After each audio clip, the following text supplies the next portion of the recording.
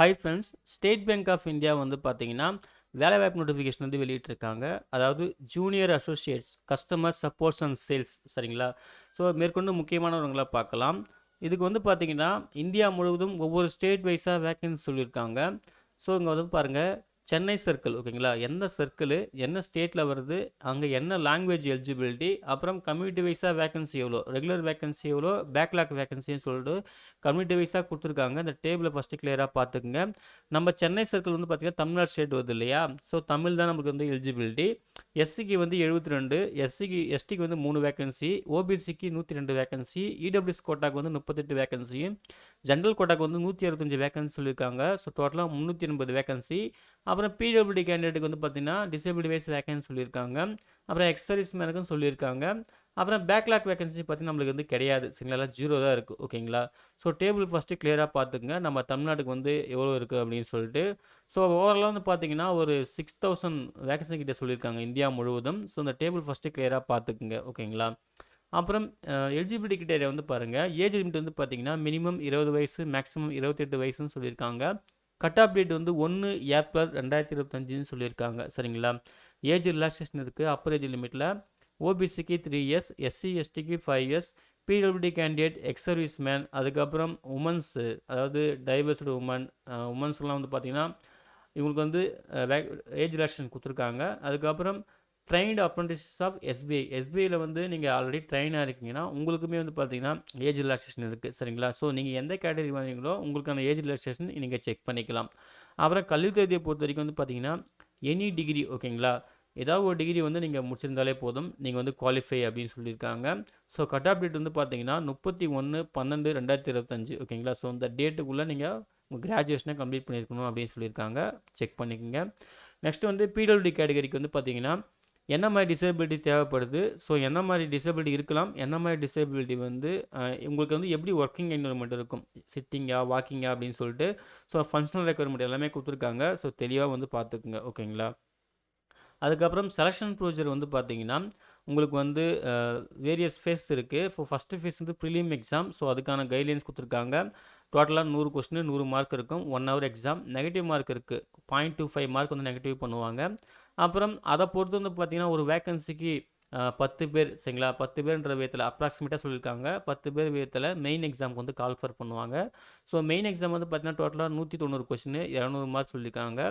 2 hours 40 minutes வந்து exam நடக்கும்னு சொல்லியிருக்காங்க. இதுக்குமே ராங் ஆன்சர், ஒரு ராங் ஆன்சருக்கு வந்து 0.25 மார்க் வந்து நெகட்டிவ் பண்ணுவோம் அப்படின்னு சொல்லியிருக்காங்க சரிங்களா. அப்புறம் ஃபேஸ் 3 வந்து பார்த்தீங்கன்னா லோக்கல் லாங்குவேஜ் டெஸ்ட்டு சரிங்களா. ஸோ லோக்கல் லாங்குவேஜ் டெஸ்ட் வரைக்கும் நீங்கள் வந்து சப்போஸ் நீங்கள் ஒரு கிளாஸ் 10லேயோ 12லேயோ நீங்கள் வந்து தமிழை வந்து ஒரு சப்ஜெக்டாக படிச்சிருக்கீங்க, சப்போர்ட்டிங் டாக்குமெண்ட் கொடுத்துட்டிங்கன்னா நீங்கள் வந்து அட்டன் பண்ண தேவையில்ல. அப்படி இல்லாத பட்சத்தில் நீங்கள் அட்டன் பண்ணி ஆகணும். ஸோ அதுக்கான கைட்லைன்ஸ் கொடுத்துருக்காங்க, தெளிவாக செக் பண்ணிக்கோங்க. அப்புறம் எக்ஸாம் மீடியம் ஓகேங்களா. ஸோ ஆன்லைன் டெஸ்ட் வந்து என்னென்ன மீடியமில் இருக்குன்னு சொல்லிட்டு கொடுத்துருக்காங்க. இங்கே வந்து பாருங்கள், தமிழ்நாடு பொறுத்த வரைக்கும் இங்கிலீஷ், ஹிந்தி, தமிழ் இந்த 3 லாங்குவேஜில் வந்து எக்ஸாம் கொஷின்ஸ்லாம் அவைலபிளாக இருக்கும்னு சொல்லியிருக்காங்க சரிங்களா. ஃபைனல் செலெக்ஷன் வந்து பார்த்தீங்கன்னா ஸோ இந்த பர்ஃபார்மன்ஸ் ஓகேங்களா, ஃபஸ்ட்டு எல்லாத்தையும் வெரிஃபை பண்ணுவாங்க. நீங்கள் ஆன்லைன் டெஸ்ட்லாம் வந்து பாஸ் பண்ணணும். டெஸ்ட்டில் குவாலிஃபை ஆகிட்டிங்கன்னா லோக்கல் லாங்குவேஜ் டெஸ்ட்டில் வந்து செக் பண்ணுவாங்க. அப்புறம் மெடிக்கல் அப்பாயின்மெண்ட் ஓகேங்களா, மெடிக்கலாக ஃபிட்டாக இருக்காங்களா பார்ப்பாங்க. ஸோ இதெல்லாம் பார்த்துட்டு தான் உங்களுக்கு அப்பாயின்மெண்ட் கொடுப்போம் அப்படின்னு சொல்லியிருக்காங்க ஓகேங்களா. ப்ரிலிம் எக்ஸாம் வந்து பார்த்தீங்கன்னா செப்டம்பர் 2025 சொல்லிட்டு டென்டேட்டிவ்னு சொல்லியிருக்காங்க. எக்ஸாக்ட் டேட் சொல்லலை.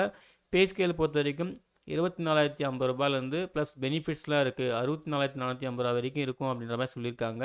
ஸோ அதெல்லாம் வந்து செக் பண்ணிக்கோங்க ஓகேங்களா. நெக்ஸ்ட்டு வந்து prohibition period, hall ticket download பண்ணுறது எல்லாமே இன்ஸ்ட்ரக்ஷன்லாம் கொடுத்துருக்காங்க. நீங்கள் இங்கே செக் பண்ணிக்கலாம். அப்ளிகேஷன் ஃபீஸ் வந்து பார்த்தீங்கன்னா SC ST PWD candidate, ex serviceman, disable ex serviceman இவங்களுக்குலாம் ஃபீஸ் எதுவும் கிடையாது. ஜென்ரல் ஓபிசி இடபிள்யூஎஸ்க்கு வந்து பார்த்தீங்கன்னா 750 ரூபா ஃபீஸ் சொல்லியிருக்காங்க. நாட் ரீஃபண்ட் ஓகேங்களா. அப்ளை பண்ணுறது கம்ப்ளீட்டாக ஆன்லைன் மோட் தான். அதுக்கான லிங்க்குமே எல்லாமே கொடுத்துருக்காங்க. ஹெல்ப் டெஸ்க் நம்பருமே கொடுத்துருக்காங்க. ஸோ அதெல்லாம் வந்து நீங்கள் செக் பண்ணி யூஸ் பண்ணிக்கலாம். கைட்லைன்ஸ் கொடுத்துருக்காங்க, எப்படி ஆன்லைன் அப்ளிகேஷன் ஃபில் பண்ணணும்னு சொல்லிட்டு கைட்லைன்ஸ் கொடுத்துருக்காங்க. அப்புறம் ஜென்ரல் இன்ஸ்ட்ரக்ஷன் கொடுத்துருக்காங்க சரிங்களா. ஸோ இங்கே நீங்கள் தெளிவாக செக் பண்ணிவிட்டு நீங்கள் அப்ளை பண்ண பாருங்கள் ஓகேங்களா. நெக்ஸ்ட் வந்து பார்த்தீங்கன்னா நீங்கள் அப்ளை பண்ணி முடிச்சதுக்கப்புறம் time to time official website check பண்ணுங்கள் அப்படின்னு சொல்லியிருக்காங்க.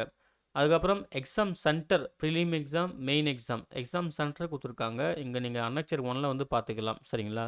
ஸோ புதுச்சேரி வந்து பார்த்தீங்கன்னா எக்ஸாம் சென்டர் இருக்குது. தமிழ்நாட்டில் வந்து பார்த்தீங்கன்னா வேரியஸ் லொக்கேஷன்ஸ் கொடுத்துருக்காங்க. கரெக்டாக உங்களுக்கு எது கன்வீனியன்ட்டோ அந்த லொக்கேஷன்ஸ் கொடுத்து அப்ளை பண்ணுங்கள். சரிங்களா? அதுக்கப்புறம் கைட்லைன்ஸ் கொடுத்துருக்காங்க. அப்ளை பண்ணுறதுக்கான கைட்லைன்ஸ் அன்னெக்சர் 2ல வந்து இதை செக் பண்ணிவிட்டு நீங்கள் அப்ளை பண்ணுங்கள்.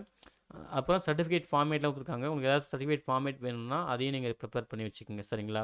ஸோ அவ்வளோதான் ஃப்ரெண்ட்ஸ். இதுதான் வந்து பார்த்தீங்கன்னா ஸ்டேட் பேங்க் ஆஃப் இந்தியா வச்சிருந்த கஸ்டமர் சப்போர்ட் சேல்ஸ், அதாவது ஜூனியர் அசோசியேட்ஸ் இந்த போஸ்ட்டுக்கான முக்கியமான விவரங்கள். லாஸ்ட் டேட் வந்து பார்த்தீங்கன்னா 26 ஆகஸ்ட் 2025. ஸோ எக்ஸ்டெண்ட் ஆகிறதுக்கு வாய்ப்பு இருக்குமான்னு தெரில. ஸோ குயிக்காக ரெஃபர் பண்ணிவிட்டு உங்களுக்கு எலிஜிபிலிட்டி கிட்ட எல்லாம் மீட் ஆச்சுன்னா ஆன்லைனில் மிஸ்டேக் இல்லாமல் அப்ளை பண்ணுங்கள். இந்த நோட்டிஃபிகேஷன் டவுன்லோட் பண்ணுறதுக்கான லிங்க்கையும் ஆன்லைனில் அப்ளை பண்ணுறதுக்கான லிங்க்கையும் இந்த வீடியோ டிஸ்கிரிப்ஷனில் தரேன். செக் பண்ணி நீங்களும் யூஸ் பண்ணிக்கோங்க. அப்ளை பண்ணுற எல்லாருக்கும் wish you all the best. Thank you.